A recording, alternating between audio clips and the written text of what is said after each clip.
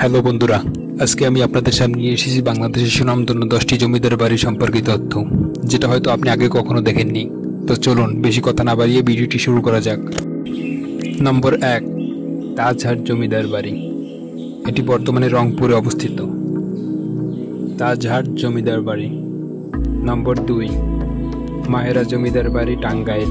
এটি বর্তমানে টাঙ্গাইলে অবস্থিত। বর্তমানে পুলিশ ট্রেনিং একাডেমি নামে বিখ্যাত। নম্বর 3, বালিয়াটি জমিদার বাড়ি।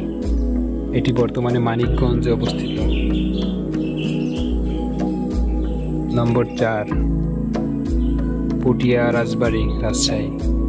বর্তমানে লঙ্করপুর ডিগ্রি কলেজ পরিচালনা করা হচ্ছে। নম্বর 5, মুরাপাড়া জমিদার বাড়ি, নারায়ণগঞ্জ। বর্তমানে মুরাপাড়া বিশ্ববিদ্যালয় কলেজ নামে পরিচালিত হচ্ছে। নম্বর 6, বড় সর্দার বাড়ি। এটি বর্তমানে নারায়ণগঞ্জ জেলায় অবস্থিত। নম্বর 7, শশী লজ। এটি বর্তমানে ময়মনসিংহ জেলায় অবস্থিত। শশী লজ। নম্বর 8, উত্তরা গণভবন, নাটোর। বর্তমানে বাংলাদেশের প্রধানমন্ত্রী উত্তরবঙ্গের কার্যালয় হিসেবে ব্যবহৃত হচ্ছে।